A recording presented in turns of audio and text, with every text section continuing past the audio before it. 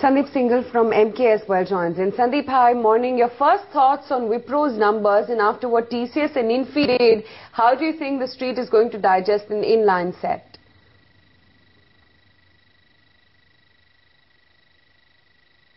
Mostly, we have seen very divergent numbers from three large players like Wipro, TCS and Infosys. Infosys, could not meet the guidance, and TCS surprised on the positive side, and Wipro in line number.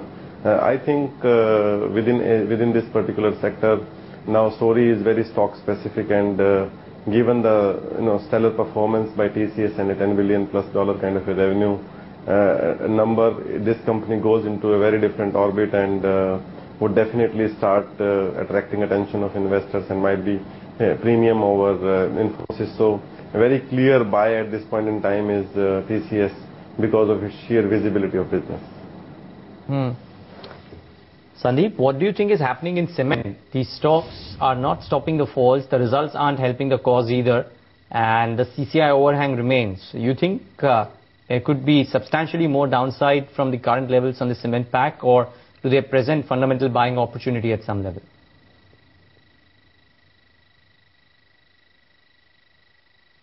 Cement, in our view, is a fundamental structural buy, though it does not have very significant weightage in the index, and they cannot be really mover of the markets or your portfolio NAV because the weight is very less. But given the kind of earlier overhang, of supply over demand, now that is almost matching, or demand is more than supply.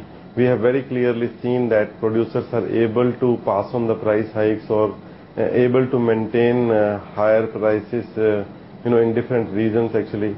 And TCI overhang is a kind of rumor which keeps spreading every day, and stocks fall maybe like anytime from 3 to 5%. We are preferring mid cap cements over now large cap cement stocks, and Shri Cement and Century Ply kind of a stock is a best bet.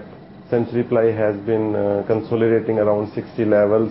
This is one company having a very significant cement capacity in the northeastern region, where generally CCA action should not be there, and also they have been able to really maintain their price and margin. So looks like this quarter results would be above expected, and this could be one stock to really make an absolute return actually. And Shri Cement continues to remain our preferred mid-cap pick within the cement sector. Might as well get your view then, in which case the numbers disappointing, the street is divided from being extremely pessimistic to being just about pessimistic. Where do you stand after the kind of numbers that Petronet dished out?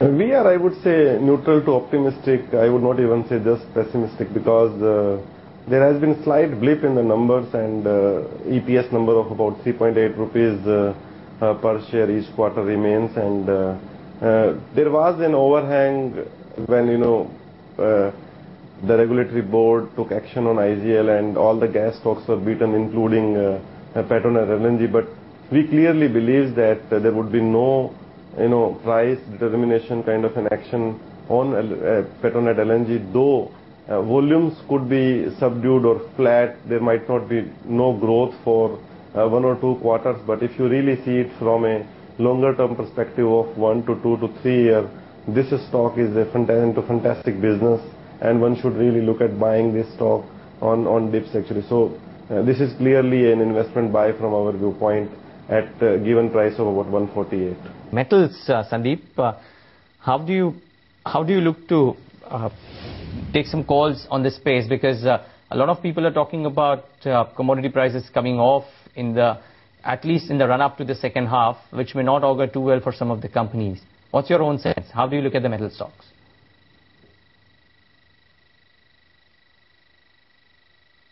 Metal is a global cyclical, and it's very difficult to just have a very grip on these stocks looking at the domestic dynamics and the way we are seeing the headwinds in Chinese economy, and it's slowing down, and a slew of negative news coming month on month. Word over, I would say positive triggers in metal stocks are absent actually. Even if they come, they are treated as one-off, and not really, stocks are not really being re-rated. So my sense is that metal stocks become, keep vulnerable, and they might perform in line or underperform, then outperform actually. But within India, if you see some bottom-up strategy of investing, then Hindustan Zinc is one stock one can look at, where there is a clear earning visibility because of its silver production and high rolling price of silver, etc. So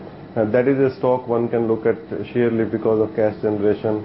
Otherwise, global cyclicals like Hindalco or Tisco, etc., difficult to really comment on whether they would be able to outperform. So neutral to underweight.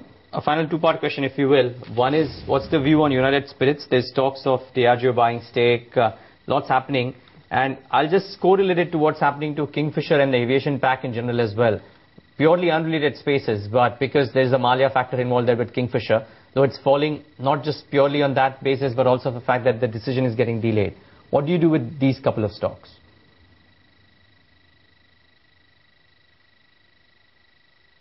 We don't really formally cover these stocks, but to give my personal and whatever judgment I could have on the news flow. See, United Spirits was going up because it was sure that sooner or later Kingfisher solution would come. Banks would restructure their loans, some form or other. The FDI in aviation would be allowed, and some strategic investor would rope in to bail out the say Kingfisher Airlines, and because of that the group as a whole would be able to deleverage their debt, etc. So on that particular news, United Spirits was also going up. But now this FDI in aviation has been deferred a couple of times, and one really is not sure that whether it would come now or will not come, in what form it will come. And because United States have run up maybe about 20-22% from the bottom of about 550 or 560 levels, there is a clear-cut profit taking in that counter. So this is my take on these stocks what you have asked.